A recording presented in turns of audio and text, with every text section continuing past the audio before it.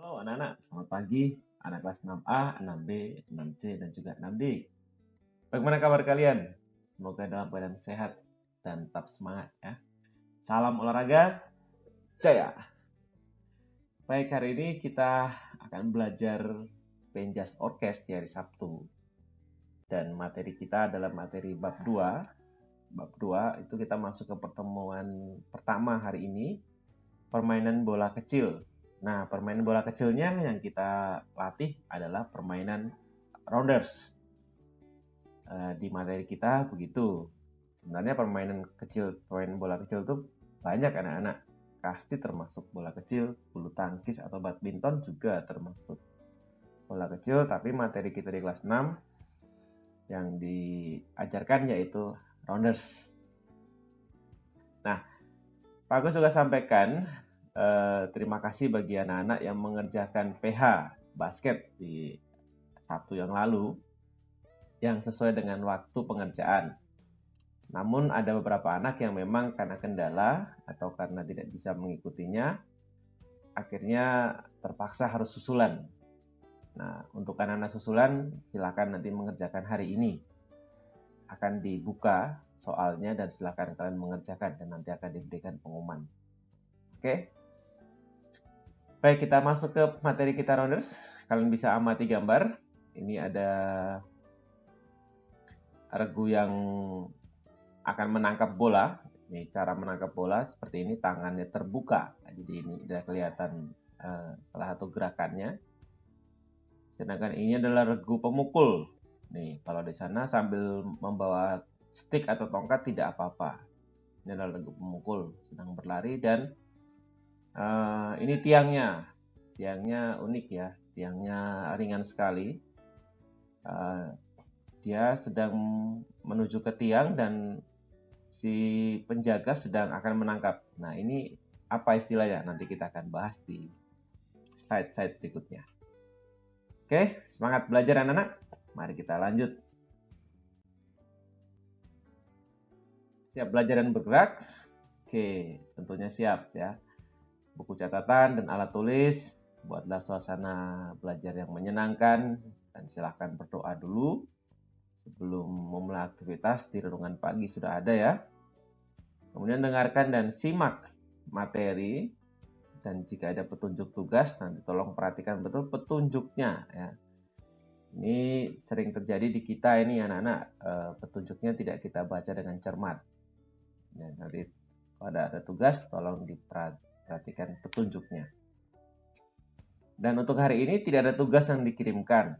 Karena ini baru bab 1, maka nanti anak-anak tidak mengirimkan tugas, tapi anak-anak akan diberikan buku. Kalau tidak salah hari ini akan dibagikan buku pendamping seperti ini ya. Buku pendamping LKS ya. Nah, nanti silakan kalian pelajari, kalian baca materi di bab 2.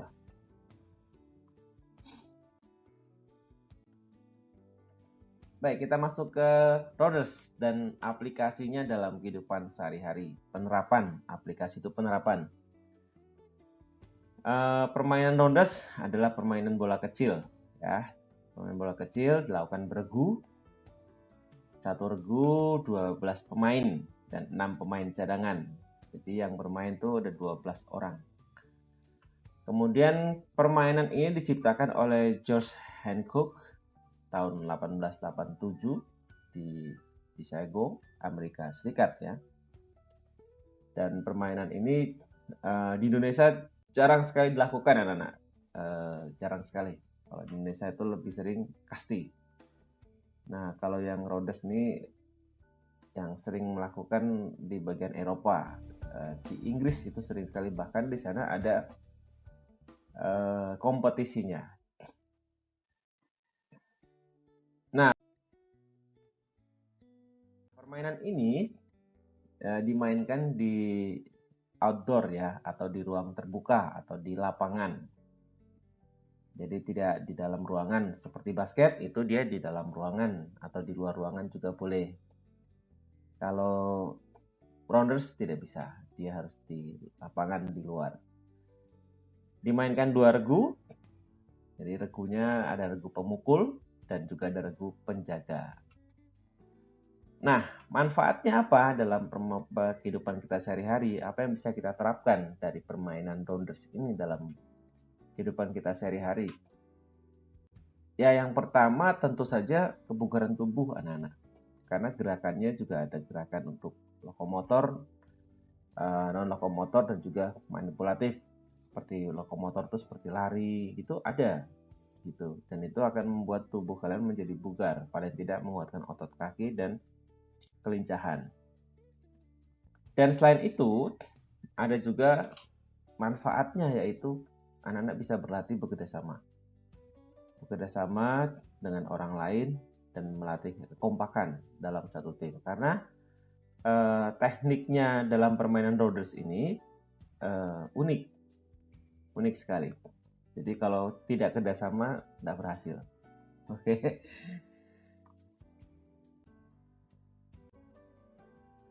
Baik, kita bahas ke gerak dasarnya atau teknik dasarnya yang ada pada permainan rounders. Paling tidak ada 3, anak-anak.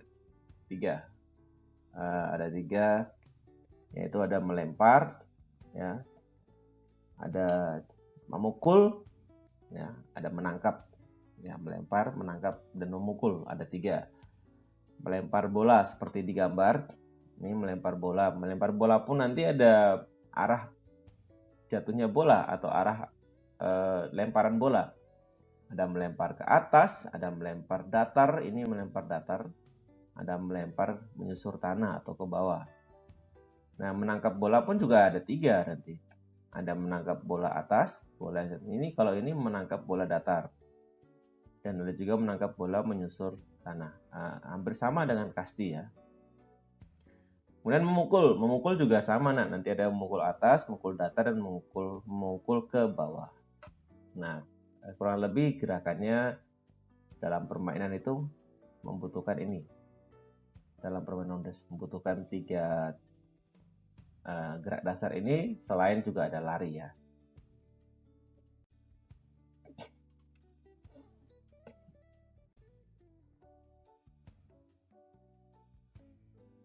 Nah, kemudian kita akan bahas sebenarnya apa perbedaannya yang paling jelas ya antara permainan kasti dan rounders.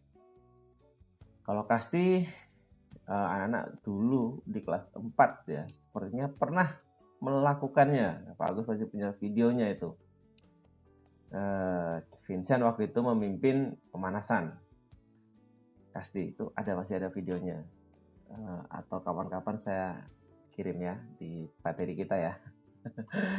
Bagaimana kalian melatih, melempar, menangkap gitu ya, dan memukul, dan juga langsung permainan, dan bagaimana kalian bersiasat mengatur strategi sebelum bermain. Tuh, menurut bagus pasti kelas 4 kalian keren sekali. Dan memang kalian keren kok, pasti juga keren, kelas 6 juga keren. Senang Pak Agus bisa mengajar kalian. Dan kita akan bahas apa perbedaan antara kasti dan rounders ya. Kasti dan rounders kita dari atas dulu ya. Tekniknya atau gerak dasarnya sama, yaitu ada melempar, menangkap, dan memukul bola seperti yang Bagus bilang ya. Nah, ada juga yang berbeda di rounders itu. Nah, ini membakar base dan mengetik. Pak, apa itu membakar? Apa diambilkan bensin terus dibakar? Membakar dan mengetik. Nah, ini akan kita bahas nih di bagian bawah ya. Satu-satu. Dari perbedaannya dari apa? Dari bentuk lapangan. Nah, bentuk lapangan kasti itu persegi panjang. Nah, sedangkan rounders segi 5. Ada beda di situ dulu. Oke, bentuk lapangannya berbeda. Dan lama permainan. Nah, lama permainan juga berbeda. Kalau di kasti, waktu. Digunakan waktu ya. Tapi kalau di rounders, inning. Apa itu inning, Pak? Inning itu satu perputaran pergantian ketika menjadi pemukul 1 kali dan penjaga 1 kali. Itu disebut 1 inning. Jadi misalnya tim dari kelas A itu sebagai pemukul, misalnya pertama ya. Setelah bermain terjadi pertukaran tempat, tim A menjadi penjaga. Nah, berarti kan tim A sudah berperan 2 itu. Nah, itu 1 inning. 1 inning. Gitu ya, itu namanya inning. Dan permainan rondes ditentukan oleh inning, ya. 7 kali inning. Oke, berikutnya cara mematikan lawan. Nah, ini yang juga sangat berbeda dan menurut Pak Gus unik. Nanti akan ada video di sebelah nanti slide berikutnya. Itu kalian akan melihat bagaimana cara mereka bermain. Nah, ibu-ibu, anak putri, bukan ibu-ibu, itu anak pelajar, tapi memang pelajar di sana posturnya udah gede-gede ya. Nah, ini cara mematikan lawan pada kasti yaitu dilemparkan ke lawan ya. Jadi dikebok katanya kalau kena di bagian yang nggak enak itu sakit katanya itu. Bahkan ada yang menangis ya. Ya memang permainan itu seperti itu. Tapi kalau biar tidak sakit kita pakai bola yang agak ringan. Bola misalnya bola kasti dipakainya bukan bola kasti tapi bola tenis ya. Terus bola tenisnya yang udah rusak, yang udah lembek banget, nah itu tidak akan sakit ya. Itu dikasti, dilemparkan. Nah, kalau di rounders itu tidak dilemparkan, jadi hampir tidak ada rasa sakit bagi semua pemain karena tidak ada yang dikebok, tidak ada yang dilemparkan bola. Caranya yaitu matikan lawan yaitu dengan cara mengetik ya, mengetik dan juga membakar. Nah, satu-satu Pak Gus bahas. Mengetik itu berarti nanti si penjaga yang di sekitar base, di sekitar tiang hinggapnya itu akan berusaha menempelkan. Nah, jadi dia akan menangkap bola, kemudian bersama-sama dengan si yang lari, si yang mukul tadi itu, si pemukul, menuju ke base. Jadi mereka sama-sama berlari menuju ke base, tapi si penjaga itu dengan menggunakan bola menempelkan bola itu kepada pemukul tadi. Jadi ditempelkan saja, disentuhkan. Kalau kasti dilemparkan, cas gitu kan. Kalau ini tidak boleh dilemparkan, jadi bola ditangkap, kemudian ikut berlari dan disentuhkan ke pemukul. Nah, itu namanya mengetik. Nah, maka pemukul tadi mati, tidak dapat poin. Ya. Itu mengetik. Nah, kalau yang kedua, membakar base atau membakar tiang hinggap. Maka, penjaga tadi ketika dipukulkan bolanya melambung atau mendatar, dia tangkap atau dia bisa berusaha mengambil bolanya. Kemudian dia akan berusaha lebih dulu sampai ke base. Nah, sampai ke base. Dia lebih dulu sampai ke base. Dan setelah itu kan pemukulnya akan menuju ke base. Nah, kalau dia lebih dulu ke base, berarti base itu sudah dia bakar. Artinya si pelari tadi tidak akan mendapatkan poin. Nah, itu ada seperti itu. Nanti ada di video juga dan juga nanti ada lapangan, mungkin Pak Gus bisa menjelaskan lebih jelas ya. Oke, berikutnya ada perbedaan lagi yaitu base-nya.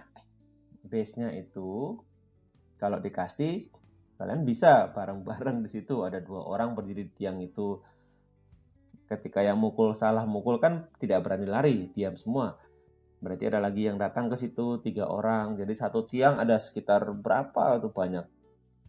Ada bahkan sekitar 6 orang gitu ya. Ngelumpuk di tiang kasti. Nah, itu boleh. Kalau di kasti boleh. Nah, kalau di rounders tidak boleh. Jadi rounders itu hanya boleh diinjak atau yang boleh berdiri di situ hanya 1 pemain. Maka ketika pemukul itu memukul, yang sudah berdiri di base dan belum lari harus segera berpindah. Karena kalau tiba-tiba nanti tidak berpindah, bola sudah terlanjur ditangkap atau bolanya sudah dikuasai oleh pemukul, kan penjaga mereka tidak bisa lari lagi. Nah, ternyata di satu base 2 orang. Nah, itu mati. Salah satu mati. Oke? Untuk lebih jelasnya sebenarnya nanti ada di ini di buku. Kalian hari ini akan dapat, nah nanti akan kalian bisa pelajari ya.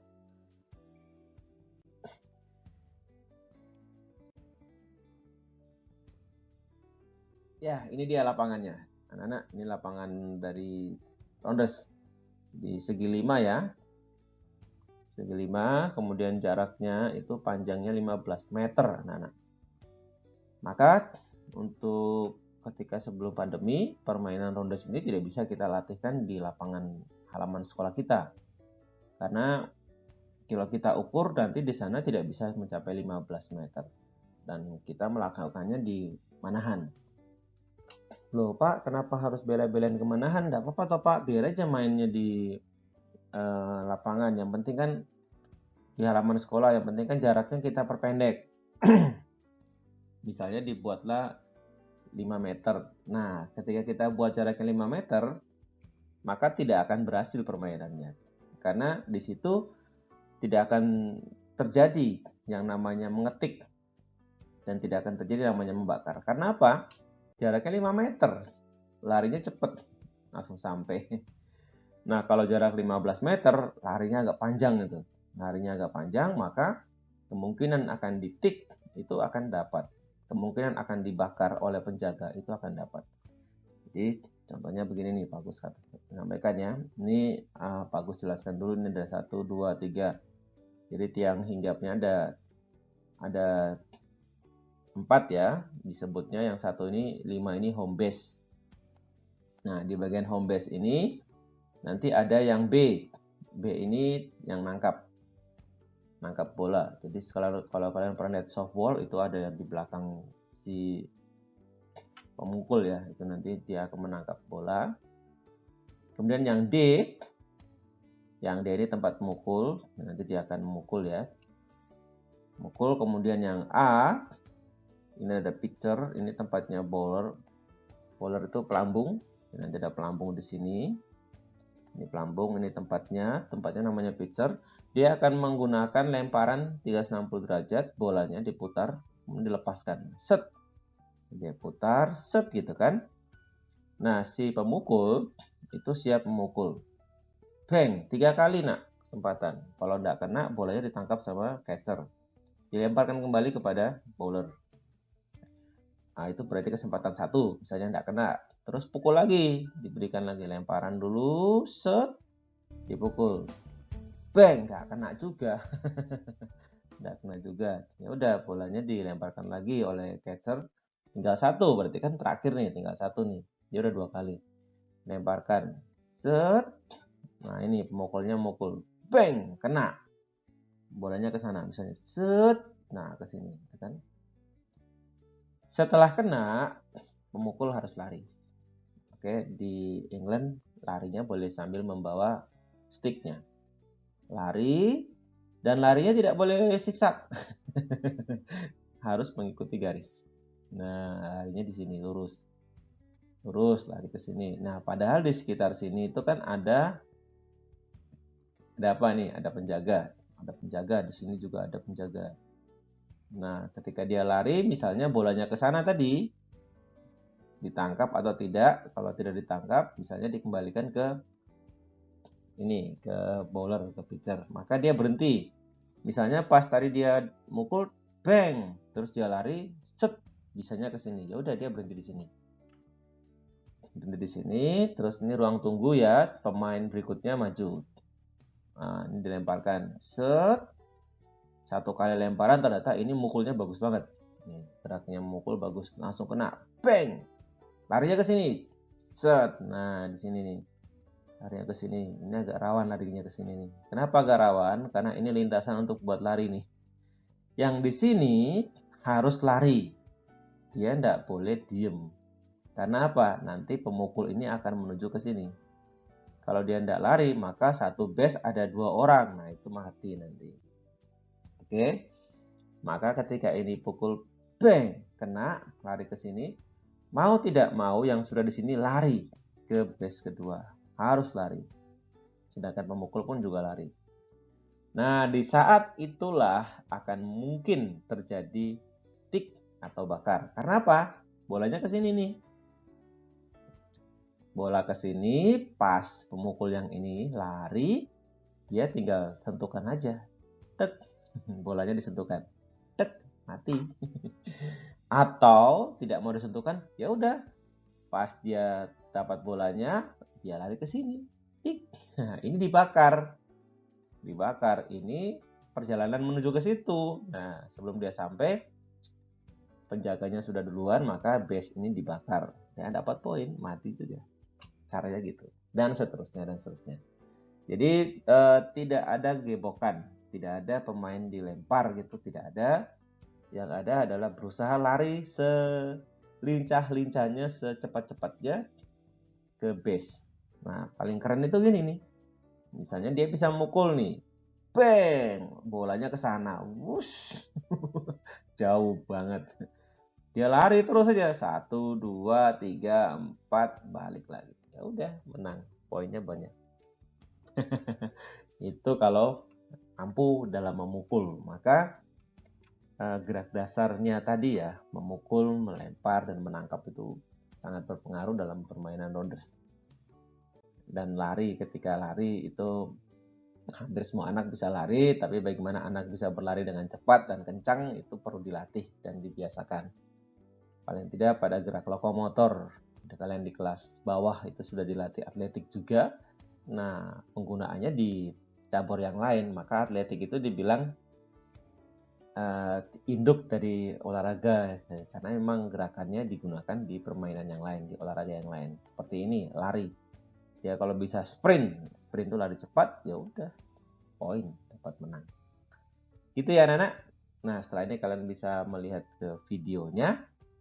Nah, seru sekali. Silakan kalian amati.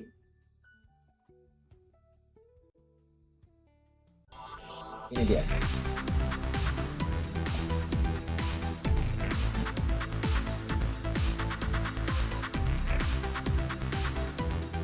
Inggris ya. Ya, kena. Tangkap, keren. Bakar. Nah, itu dia bakar. Nah. Tangkap. Ini mereka bisa menangkap semua. Terus 2 tempat. Tangkap juga.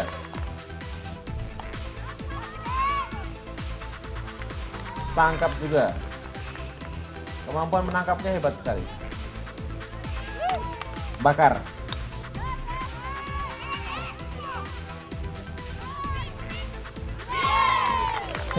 Itu hampir saja, tapi terbakar juga.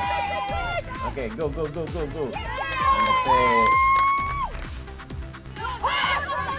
Lari. Mandek. Oh, masih bisa.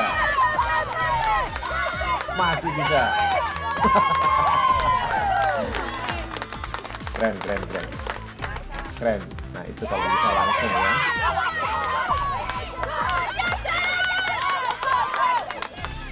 Keren.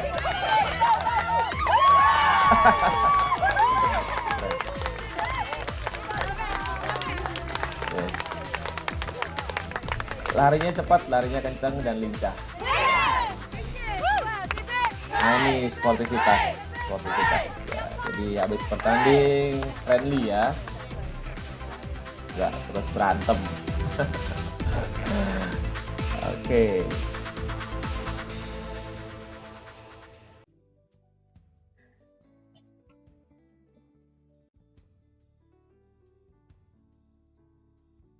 Ya, baik anak-anak. Ya, seperti itu permainannya. Kurang lebih gambarannya begitu. Jadi ada mengetik dan membakar base. Ya, yang berbeda mungkin ketika mereka bermain, sticknya mereka bawa. Kalau di kasti kan sticknya kita tidak boleh bawa, disimpan di tempat pemukul. Kalau dibawa, tukar tempat, kan gitu kan. Nah, kalau di rounders, boleh dibawa lari. Dan base-nya ada yang pakai tiang, tadi kan pakai tiang, ada yang pakai seperti karpet kotak gitu. Itu anak-anak, sayangnya masih di masa pandemi, jadi kita tidak akan bisa praktek bersama-sama seperti permainan tadi. Tapi kita bisa prakteknya yaitu ke gerak dasarnya. Ya, ke gerak dasarnya silakan anak-anak mulailah berlatih untuk menangkap, memukul dan melempar bola kecil. Bolanya bola kecil ya. Bola kecil itu bisa kalian buat dari kertas, diremet-remet gitu, atau kalau pas dulu kalian di kelas 5 sudah pernah menyediakan bola tenis ya, atau untuk bola kasti itu boleh kalian bisa gunakan untuk belajarlah menangkap, melempar dan memukul ya. Bagus, kira cukup sekian pembelajaran kita hari ini. Selamat belajar, sehat ada di tanganmu anak-anak. Jadi kalian harus berolahraga paling tidak sehari 30 menit dengan aktivitas ringan maupun sedang. Saran Pak Agus aktivitas sedang ya. Biar berkeringat. Kalau aktivitas berat, ketika kalian mampu tidak apa-apa. Ada beberapa anak di kelas 6 yang memang atlet dan itu luar biasa. Bahkan kalian sudah terbiasa melakukan aktivitas terus seperti itu supaya tubuh sehat. Oke, salam sehat dari Pak Agus. Terima kasih. Tuhan Yesus berkati. Salam olahraga. Jaya.